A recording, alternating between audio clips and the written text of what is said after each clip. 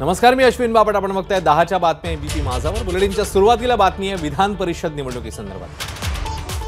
विधान परिषदेच्या 11 जागांसाठी उद्या निवडणूक होणार आहे आणि त्याच पार्श्वभूमीवर जवळपास सर्वच पक्षांच्या बैठका पार पडत आहेत.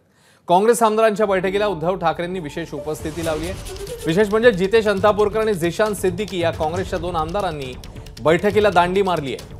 तर दुसरीकडे राष्ट्रवादी काँग्रेस अजित पवार गटाची देखील बैठक पार पडली, जिकडे छगन भुजबळांव्यतिरिक्त सर्व आमदार उपस्थित होते. उपमुख्यमंत्री फडणवीस यांच्या नेतृत्वाखाली तिकडे भाजप आमदारांची देखील बैठक सुरू आहे.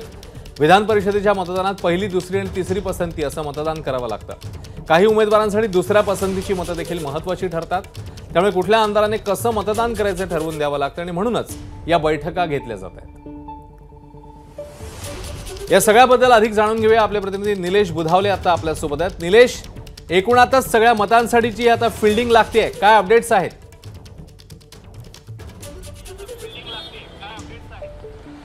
अश्विन, आपण जर पाहिलं तर राष्ट्रवादी काँग्रेस पक्षाची बैठक जी आहे ते ललित हॉटेलमध्ये एअरपोर्ट जवळ सुरू असल्याचं पाहायला मिळालं होतं. काही वेळापूर्वी ही बैठक संपली. या बैठकीमध्ये प्रामुख्यानं आमदारांना मागणी केली की आपण पहिल्या प्रेफरन्समध्येच आपले दोन्ही जे उमेदवार आहेत त्यांना निवडून आणूयात. सध्या राष्ट्रवादी काँग्रेस पक्षाकडे 40 मतं आहेत, अपक्ष 2 आमदार त्यांच्यासोबत आहेत आणि इतर आणखीन 6 मतं अजित पवार यांना गोळा केलीत अशी देखील माहिती मिळते. तब्बल 48 मतांचा कोटा सध्या राष्ट्रवादी काँग्रेस पक्षाकडे आहे. त्यामुळे आपले 2 उमेदवार निवडून येतील अशा पद्धतीचा विश्वास पहिल्या प्रेफरन्समध्येच राष्ट्रवादी काँग्रेस पक्षाला आहे. दुसरीकडे आणखीन महत्त्वाची बाब अशी आहे की नुकतीच कॉन्टिनेंटल हॉटेल येथे काँग्रेसची बैठक सुरू होती. त्या बैठकीसाठी आता उद्धव ठाकरे पोहोचलेत, जयंत पाटील पोहोचलेले आहेत जे उमेदवार आहेत. यासोबतच राष्ट्रवादीचे प्रदेशाध्यक्ष जयंत पाटील आणि राष्ट्रवादीचे प्रतोद शरद पवार गटाचे जितेंद्र आव्हाड हे देखील त्या बैठकीला पोहोचलेले आहेत. उद्धव ठाकरे या बैठकीला पोहोचलेले आहेत. खरी गंमत ही महाविकास आघाडीमध्ये पाहायला मिळणार आहे, कारण पहिल्या, दुसऱ्या, तिसऱ्या पसंतीची जी मतं आहेत यावरच महाविकास आघाडीच्या उमेदवारांचं भवितव्य अवलंबून असल्याचं पाहायला मिळणार आहे. राष्ट्रवादी काँग्रेस शरदचंद्र पवार पक्षाच्या वतीनं जयंत पाटील यांना पाठिंबा देण्यात आला आहे. तर मिलिंद नार्वेकर हे ठाकरे गटाचे उमेदवार आहेत. काँग्रेसकडे जवळपास 37 मतं आहेत. त्यातली काही जी मतं आहेत ती कुठंतरी इतर आपल्या घटक पक्षांना मिळवण्यासाठी आता दोन्ही घटक पक्षांच्या वतीनं प्रयत्न सुरू असल्याचं पाहायला मिळत आहे.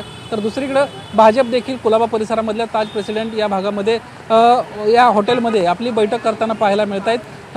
आपले भाजपचे 5 उमेदवार निवडून आल्यानंतर इतर बाकीचे जे आपले घटक पक्षांचे उमेदवार आहेत त्यांना आपण कशा पद्धतीने निवडून आणू शकतो याबाबतची बैठक देखील चर्चा या बैठकीमध्ये सुरू असल्याचं आपल्याला पाहायला मिळते. एकंदरीतच महाविकास आघाडी आणि महायुती ह्या विधान परिषद निवडणुकीमध्ये आपले उमेदवार निवडून आणण्यासाठी प्रयत्नशील आहेत.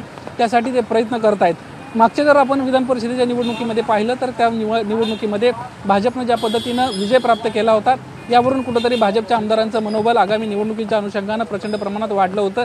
कुठंतरी एक बळ त्यांच्यामध्ये निर्माण झालं होतं. उद्याची जी निवडणूक पार पडते ही निवडणूक अशाच पद्धतीनं महत्त्वाची आहे, कारण विधानसभेच्या निवडणुका अगदी तोंडावर आहेत आणि त्या निवडणुकांसाठी दोन्ही महायुती असेल किंवा महाविकास आघाडी असेल दोन्ही जोरदार प्रयत्न करतायत आणि त्याचीच ही एक लिटमस टेस्ट असेल असं देखील आपल्याला अश्विन या निमित्तानं म्हणता येईल. निलेश, धन्यवाद या सगळ्या सविस्तर माहितीबद्दल. नमस्कार. मनसुद्धा तुझं ही वेगळ्याच प्रकारची मालिका तुम्हा सगळ्यांना खूप आवडली होती. याचा दुसरा सीझन कधी येणार अशी विचारणा झाली. प्रतीक्षा संपली आहे मित्रांनो. येतोय मनसुद्धा तुझाचा दुसरा सीझन. होई मनसुद्धा तुझं.